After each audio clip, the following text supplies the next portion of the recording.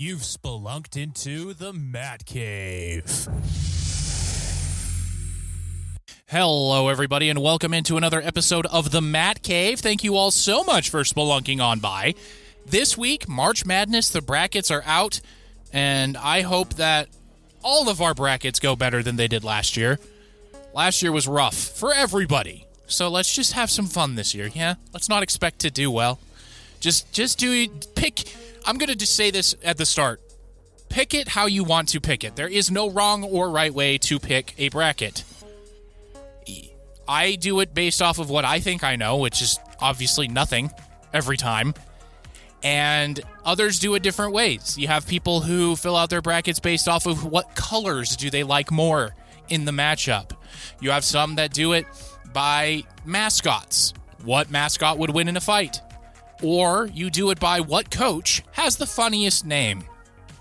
I mean, you could do whatever you want, and your bracket will probably wind up doing just as well as those of us who think we know what we're doing.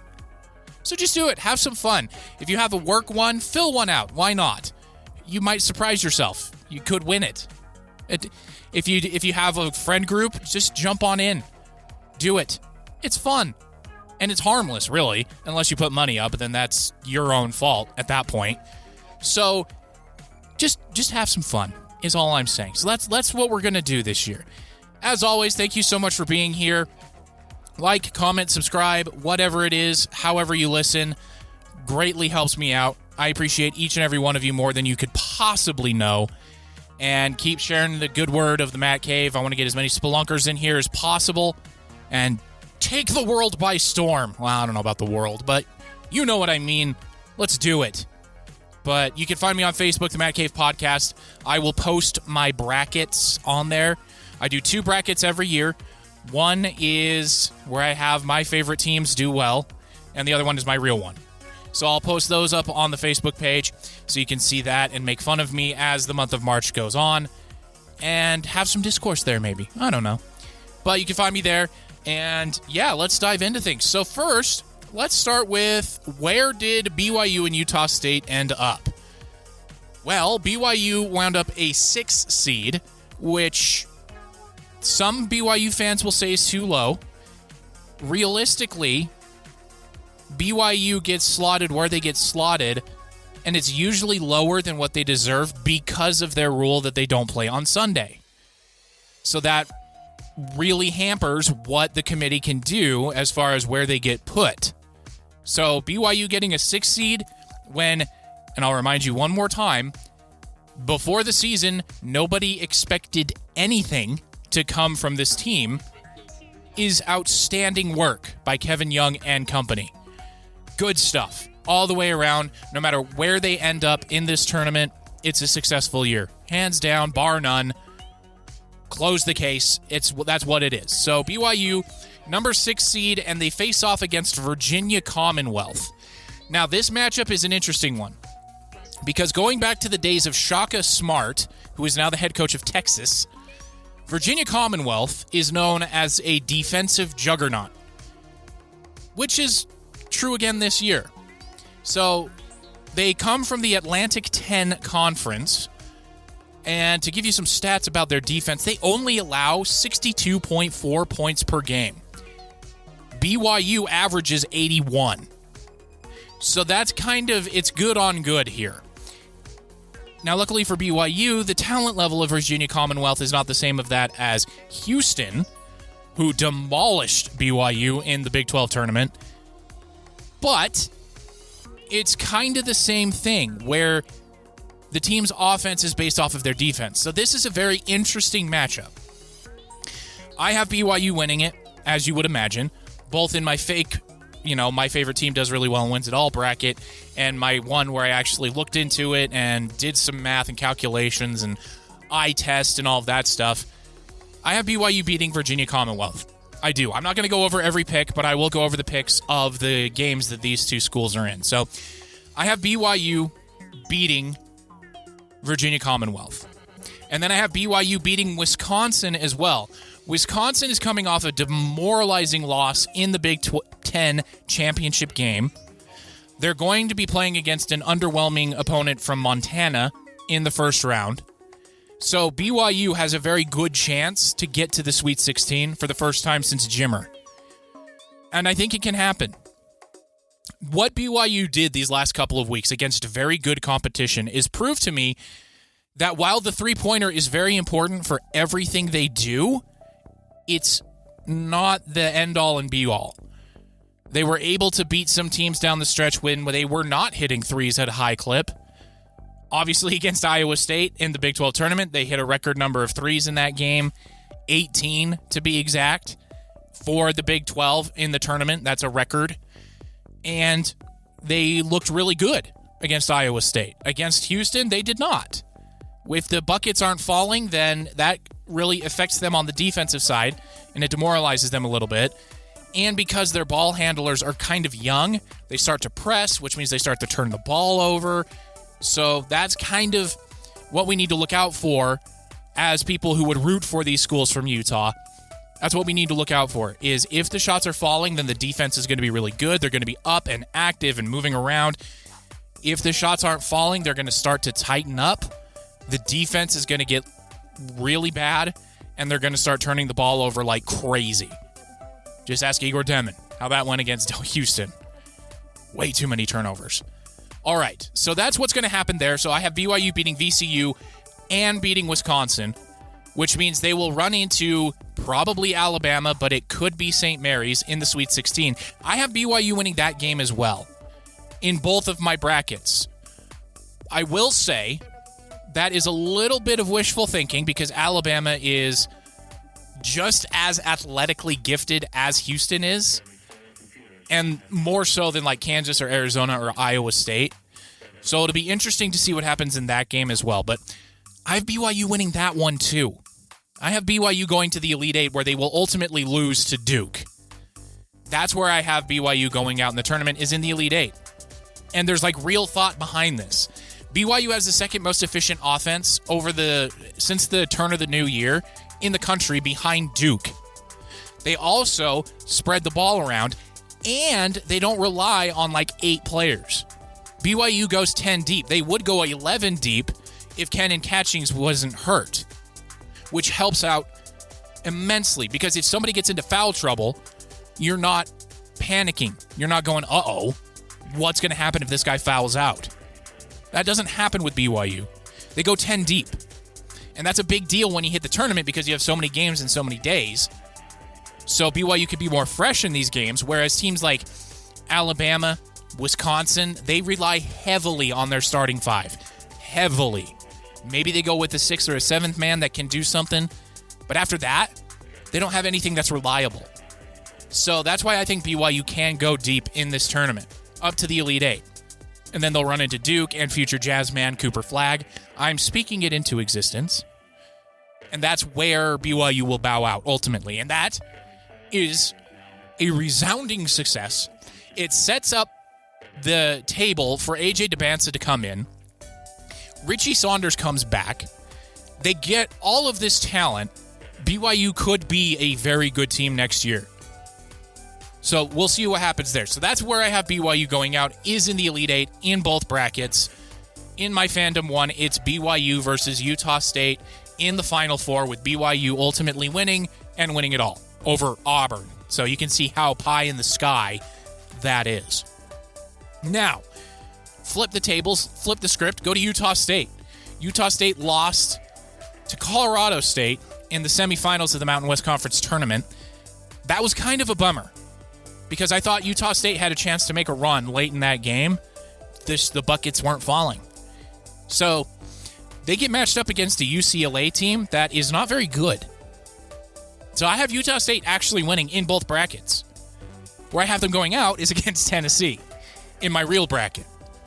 So that's where I have Utah State going out, is in the second round. Do they have a shot against Tennessee? Not really. Not really. The gap in athleticism between the two schools will really show up, I would say, in the second half. But if Utah State is hitting threes, who knows? I just don't see it. So I've got Utah State going out in the second round. Another massively successful season up in Logan. Doesn't matter who the coach is, apparently. 3 coaches in 3 years, and they make the tournament. Okay. I don't get it, but there's something in the water up there. I don't know. But that is where I have these 2 schools going. I got BYU in the Elite Eight. I've got Utah State in the second round. Now watch both of them lose. That's probably what's going to happen. Now, I do want to talk about something that was asked of me by a couple of people, and that is the SEC really as good as they seem?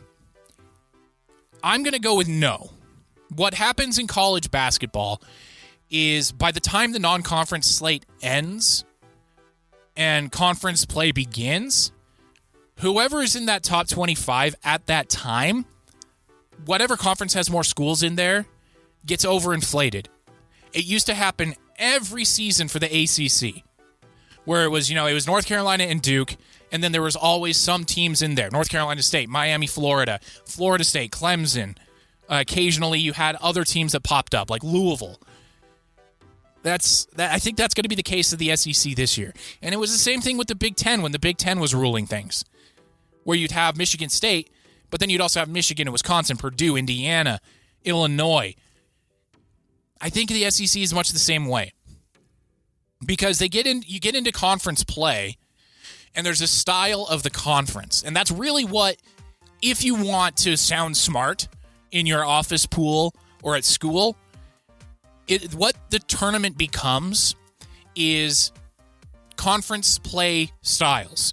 So for the Big Ten, it's big guys, it's slow the game down, it's half-court offense, it's hit your shots and stop everything in front of you. In the Big 12, it's wide open, it's push the ball, it's hit threes, pass the ball around, motion offense. That's what it is in the Big 12. In the SEC, it's more ISO ball, it's hero ball, it's get out of the way of our star player, let him do his thing. So we'll see what happens in the tournament. And then when you get to like the mid-major schools, like Utah State or UNC Wilmington or a Drake, that is true team basketball, where there is no star player. It's everybody gets some, so long as they do something on the defensive end, everybody gets to touch the ball. So that's what March Madness boils down to. If you want to sound really smart, that's really what it is. It's conference versus conference, and the styles of play that those conferences do. John Calipari has influenced the SEC into becoming star ball. If you have the bigger star, you'll probably win. That's what's happening in the SEC right now with like Auburn and Alabama, Florida. They've got the stars. But is there anything behind them? If one of those stars has an off night, is there anybody behind them? That's what you need to look out for the SEC teams. For the Big 12 teams, pretty simple. Are they hitting their threes? Unless you're Houston. Houston is the outlier.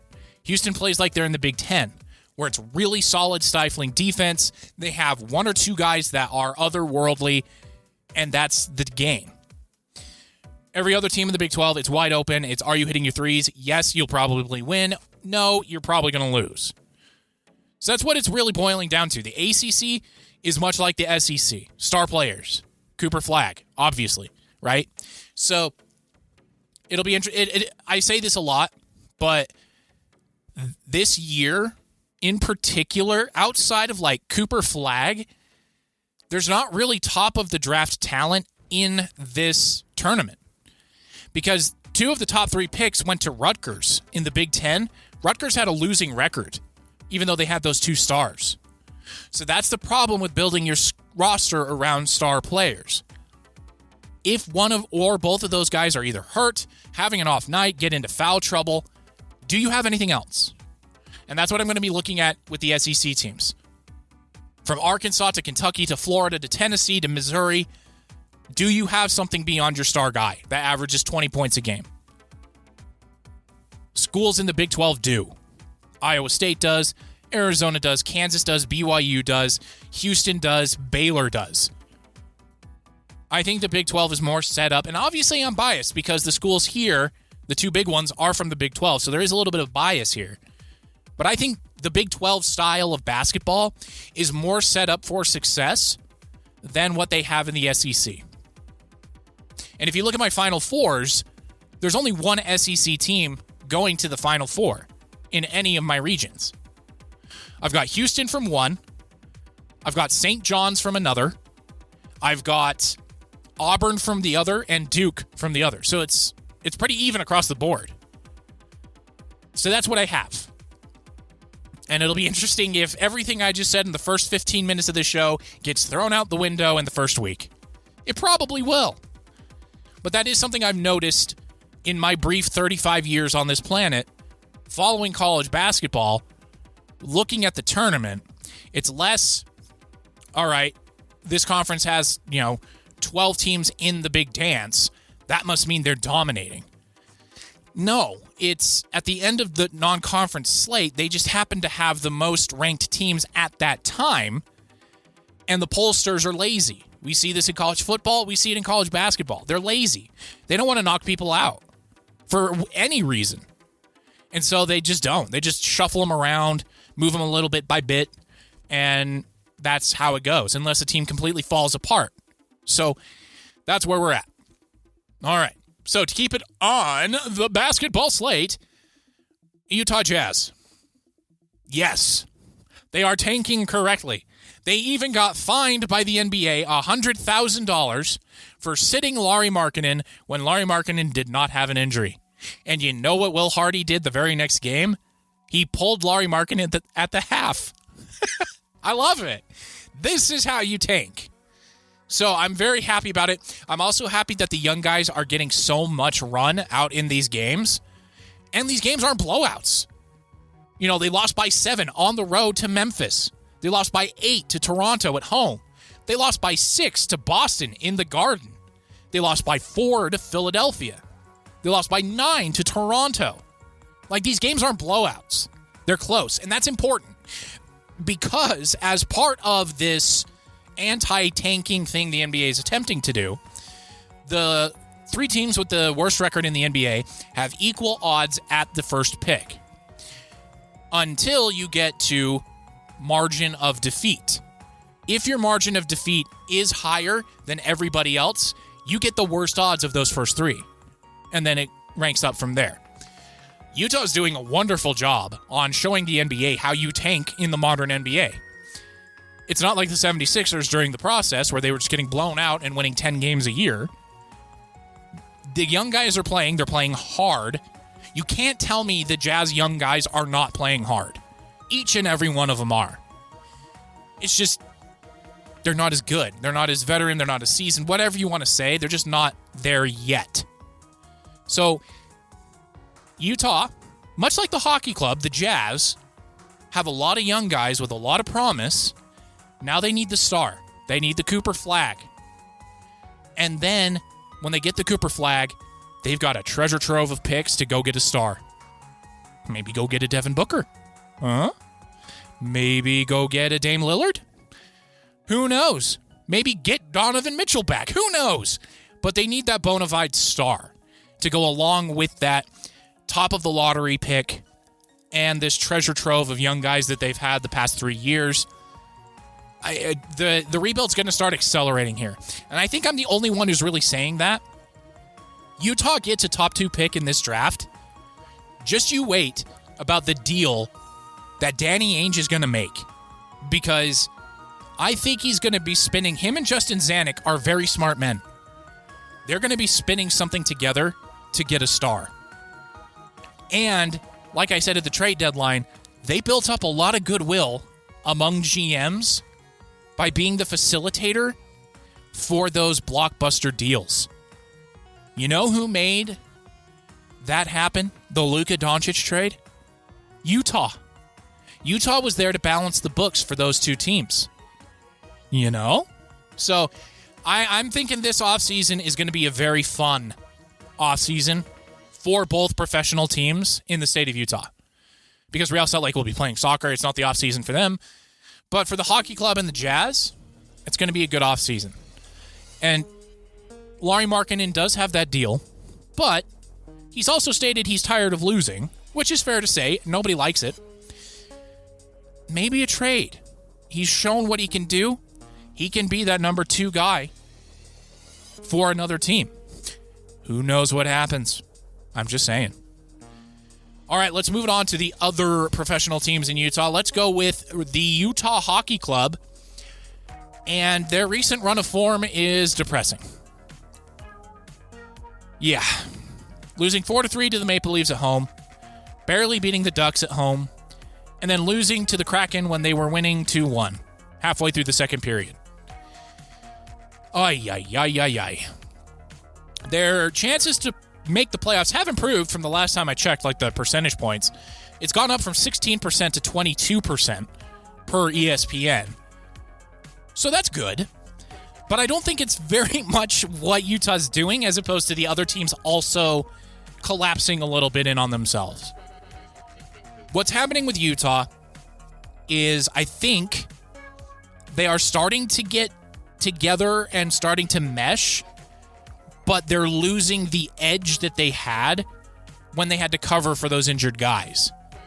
I know that's a kind of weird concept to think of, but now that you have a John Marino back, maybe Ian Cole isn't skating as hard to get back to defense because he knows he has John Marino next to him, and vice versa, right? Maybe Dylan Guenther isn't going to be as aggressive on the offensive end because he's got those guys behind him, Sergachev, Marino. And so it's like, well, I got those guys behind me. I could just pass the puck off. I think that is something that is happening. It'll be interesting to see down the stretch how it goes. Like I detailed last week, the schedule is very kind to the hockey club to wrap up the season. They've got everything in front of them. They win, they're in, is basically where it's at. Right now they're sitting at 29 wins, 26 losses, and 11 overtime losses. Yeah, 11 overtime losses. Glass half full, that shows you just how close you are to being a very good team. Glass half empty is you can't close out games, or you let games slip away. They are tied for the league lead in overtime losses with Vancouver and Calgary, which is funny because those are two of the teams that they're fighting with to get that final playoff spot.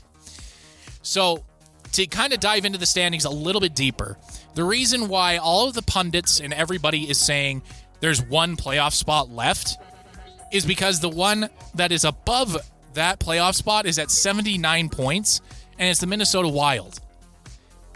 They're not going to falter that hard. They're getting their guys back. They are a good team.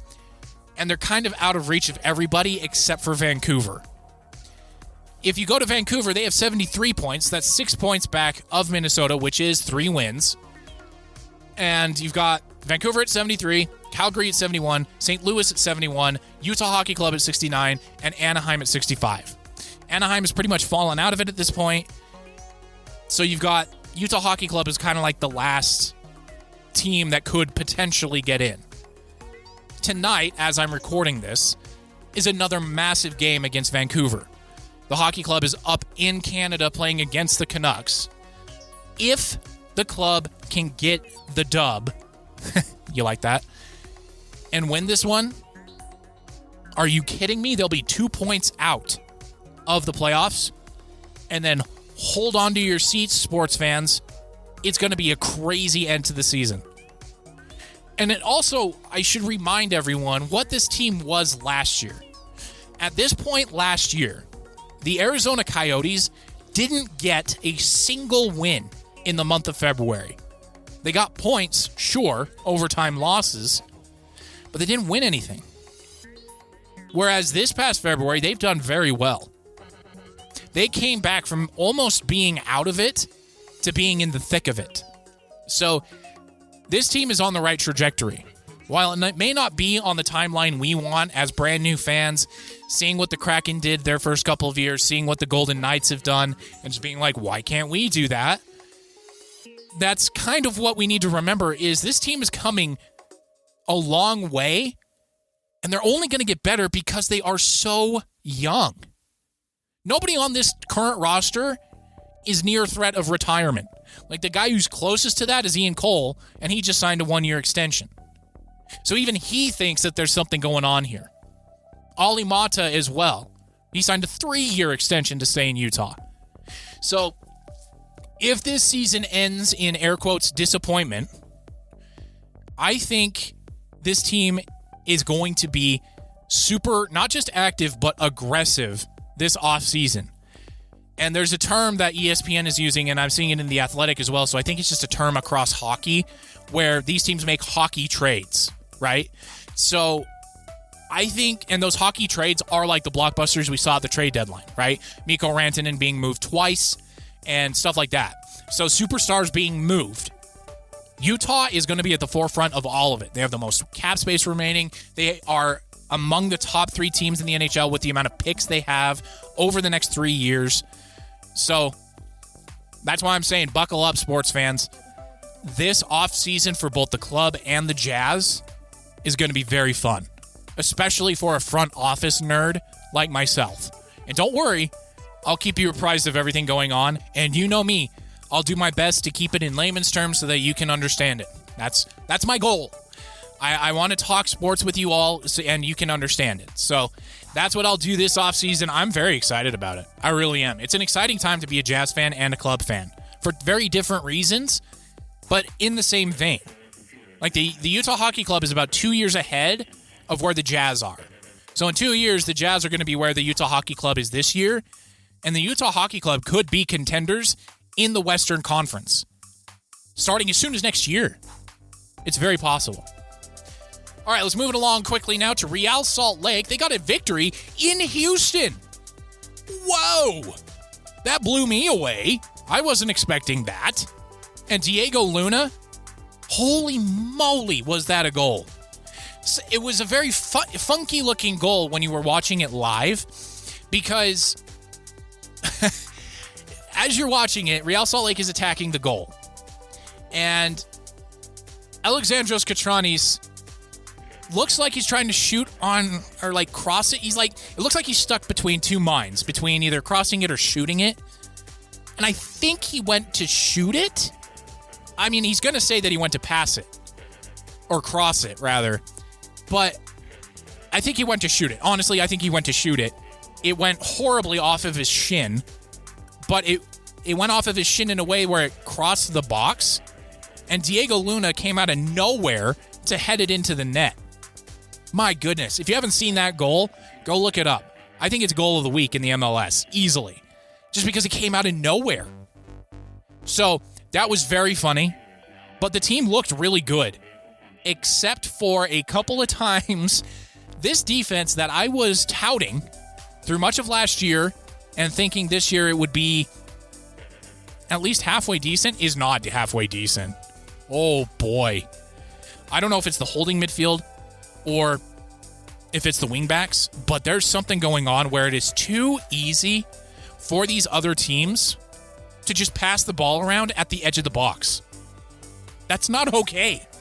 That is a recipe for disaster. And we've seen that disaster in their game against San Diego. That's not good. So this team, and by the way, my guy, Diogo Gonçalves, scored a goal. Thank you very much. Thank you very much. So I think this team is going to be very perplexing and very frustrating to watch. Because on the offensive side of the ball, you've got Diego Luna, Diogo Gonçalves, even Puyol at the front. But then the defense. Justin Glad trying to captain that defense back there. I don't know what's going on with Brian Vera. He's not looking very good. Alexandros Katranis gets caught out too much on the pushing too far forward on offense. And so there's a void open for teams to counterattack into. So it's just going to be frustrating. That's all I got to say about that. Just as a soccer purist as I am, it's going to be a frustrating year. But if they get results, it doesn't matter what people like me say, right? All right, so that's the show, everybody, this week. Thank you so much for being here. I hope your brackets do well this year. I really do. Honestly, I have no idea how mine's going to do. And I don't know how anyone's is going to do, because that's the nature of March Madness. But thank you all so much for being here. And I'll see you all next week after all of our brackets have imploded on the Matt Cave.